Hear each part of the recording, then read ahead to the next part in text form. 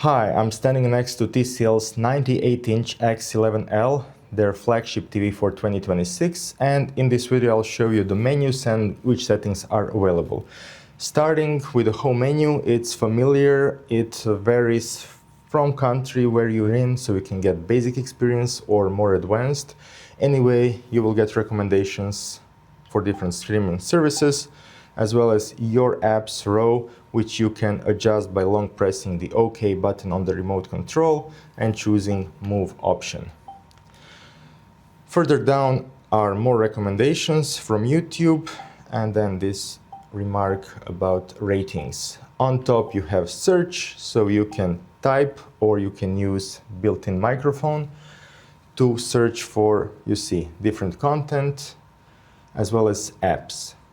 Now going here to the apps section, here you can search for apps which are not pre-installed and you can download and use them. Next we have Screensaver button, so you activate Screensaver like this, or when you're in the home menu just press the back button on the remote and Screensaver will appear. Here you see photos from selected by Google, but you can also change it if you connect your Google account. Anyway, you need to connect your Google account in order to have full Google TV experience. Then you can choose your Google Photos to be displayed, as well as watch art gallery or custom AI art. And then going to settings, here opens additional options like slideshow speed and on-screen info. Going back to the home menu, next we have quick settings menu, and it will appear on the right hand side of the screen with different options. Here you can also switch account as well as enter more deeply into the settings options. There is also a button to access settings on the remote, and there is also a quick menu at the bottom part of the screen, so very similar or the same like last year. And then this menu can also be modified by going here and then choosing, so you tick the arrow next to the option you want to see, or if there is something you don't want to see, you just uncheck it, and when you're done, click done, and that's it. So you can go to this quick settings menu and then access also network and Google TV options. And here you will see notifications, like you can set up Apple AirPlay and HomeKit option. And if you've enabled some special options like developer settings, then you will see notification right here. Now let's open the full settings menu, all settings. So it's displayed across the screen. Channels and inputs for live TV, you can do the adjustments right here, edit channel list, and so on. What I will do, I will turn off the volume because every time you press a button there is a sound feedback by default, but you can also disable this in the settings. We have external inputs option related to HDMI CEC controls, and here for each input you can change its name, so you have different presets as well as custom name selection. Important here is in this menu you have additional options like enabling eARC as well as different options, so when you turn on the TV, which behavior you want from devices connected to it. Next, display and sound. I will go more in detail when I get the TV for testing and then do calibration, but you have picture, screen settings, sound and audio output settings. So important for people who want the best audio quality, you can choose digital audio out. And there is also speaker management for Dolby Flex Connect speakers.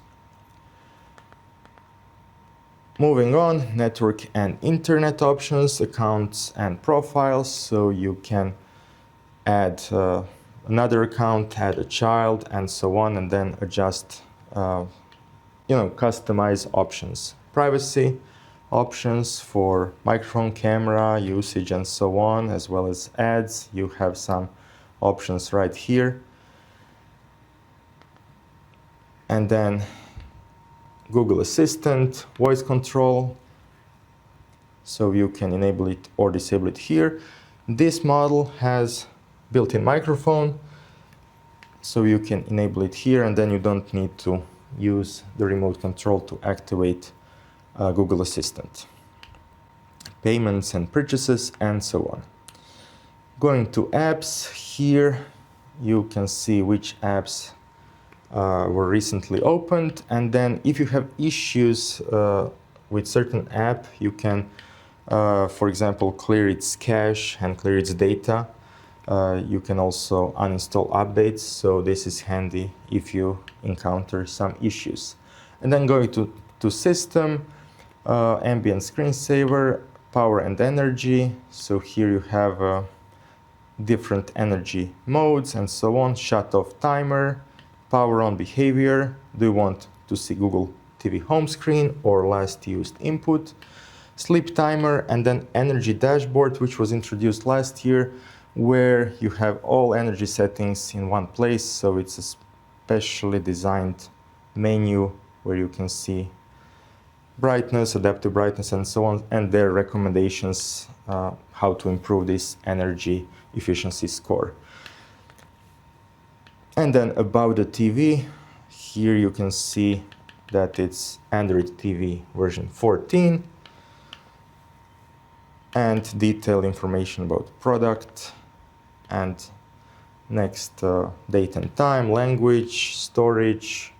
So total space 52 gigabytes, and by going to free up storage, you can then clear cache and uninstall apps if needed. Developer options, then casting options, system services updates, system sounds, what I mentioned, so by default it's set to low. So if you want to disable it or make it louder, you have options to do it right here. And then AirPlay and HomeKit settings, you can do the adjustments here. Sports mode, clearly manufacturers are pushing these options, but we all know, people who are following this channel, that for accurate image you need to follow recommendations and stay away from this mode. On the other side, for gamers, there is a Game Master, which you can enable for each HDMI input individually. And then you will have additional options, specially designed menu with settings so you can optimize your gaming experience. HBB TV, so some TV channels have this option, but if you don't want to see it, you can disable it right here. And then advanced settings, so further down, usage mode, very important, always keep it at home mode. Auto store mode, not related when it's in home mode, it's not activating. And then support for Control 4, apparently they said at the presentation this is newly added this year for this system for your house home automation. And then floating description, when you're looking the actual picture, and I'll switch to HDMI input now that you see. So as we go to the settings menu, you will see these floating descriptions. And you see when you're evaluating how something is impacting the image, it's taking quite a lot of screen real estate, right? So with that option, you can disable floating descriptions. Of course, it's good to read them first couple of times, but then it's better to turn them off in the settings. And then quickly pressing the input button, you have different inputs right here. And then also recent apps and some apps right here for you to use and access quickly. And then you can also adjust which inputs you want to see and which apps right here. So just by going through these menus, you see that response is quite good. This has never been an issue really with Google TV platform. So it's working well and it's easy to use, and I hope this video was helpful. Let me know if there are some specific apps you would like me to dive deeper in my future videos. And that's it for this one. Thanks for watching.